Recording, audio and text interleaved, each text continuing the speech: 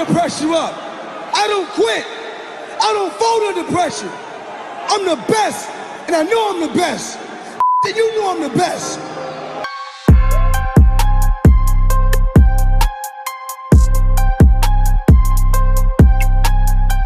What's going on, Cowboys Nation? It's your boy DMV back with another one. So in light of the Dallas Cowboys actually landing their head coach in Brian Schottenheimer and their new defensive coordinator, who's a familiar face, and Matt Eberflus, it's very important, very imperative that the Dallas Cowboys start really diving into the NFL draft. So Jerry Jones at the press conference yesterday made it known that he hadn't missed a Shrine Bowl or Senior Bowl in however many years. And this team prides itself on the draft process. They love building it through the draft process. So I felt it was important for us to talk about our top 5 draft needs. So let's get into it.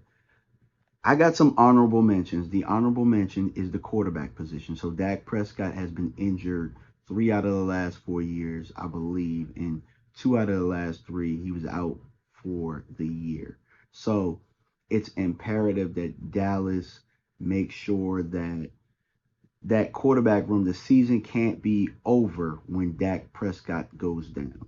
Now, you guys can check those numbers, but beside the point, our quarterback has gotten injured, and Dallas needs to be able to still be able to put the foot on the pedal when Dak is out. So with that being said, quarterback is an honorable mention. Another honorable mention is the edge position, because you can always get good at the edge position. And there are some free agents that are going to hit the market this year, like a Golston. And I would love to sign him back, but, that could happen.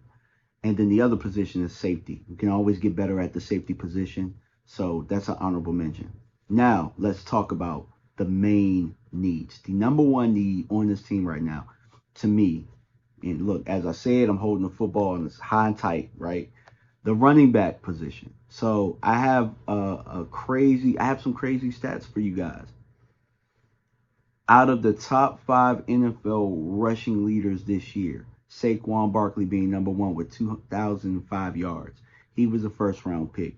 Derrick Henry, second, 1,921 yards. He was a second round pick. Bijan Robinson, 1,436 yards. He was a first round pick. Jonathan Taylor, 1,481. He was a second round pick. And Jahmyr Gibbs, to top off the top 5, was 1,412 yards. He was a first round pick. And behind him was Josh Jacobs, who was a first round pick. So it lets you know that running backs are at a premium. And the Dallas Cowboys would be doing themselves a favor if in the first 2 rounds you are aggressive with it this year. Because as you can see, many of those names made the playoffs this year and had an impact on their team. So keep that in mind when we're looking at this draft. Running back is very, very important. So we can't put it on the back burner this year. We have to get one. Second, wide receiver. CeeDee Lamb needs a mate. He needs somebody that's going to help take pressure off him. It's going to take pressure off of us from having to force feed him the ball, especially in the red zone. Had some ugly red zone turnovers this year trying to force the ball to CeeDee Lamb early on, especially with Dak Prescott. So we're going to have to pair him up with somebody who can win one-on-ones, who can get off of a jam, who can go off for 100 yards if CeeDee is having a bad day and the offense doesn't miss a beat. And with that also helps with the run game. That way you can't just stack the box if we do end up getting a running back to go with this offense. Number 3, linebacker. With Micah Parsons playing the dual role as a linebacker and a defensive end, mostly a defensive end, in the new scheme, we're going to need a linebacker that is going to be able to jump in there. Now, I know we have Maris Luafau, but it's up in the air whether or not we're going to bring Kendricks back, and we know DeMarvion Overshown is going to be out for a good portion of the year. So linebacker is a sneaky need. The good thing about it is there's some good linebackers in this draft, and in the middle rounds, it could be a nice little sweet spot for the Dallas Cowboys.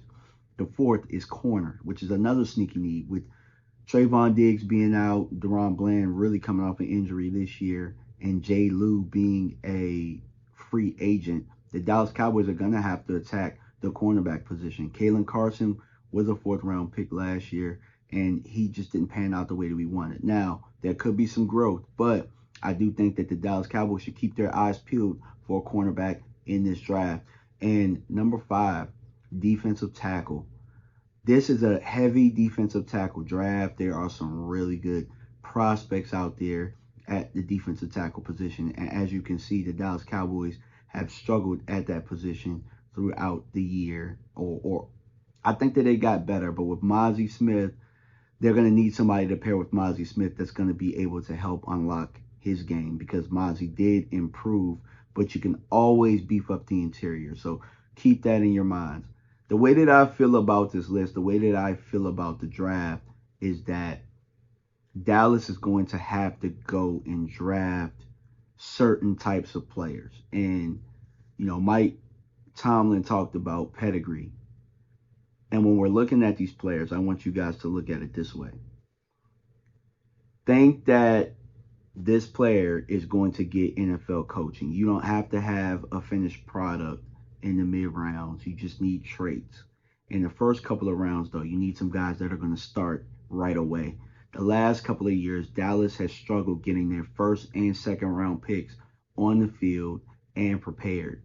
This year, Dallas needs to draft 1st and 2nd round players that are going to hit the ground running, that are going to play. They're going to jump in and they're going to be starters. No projects this year.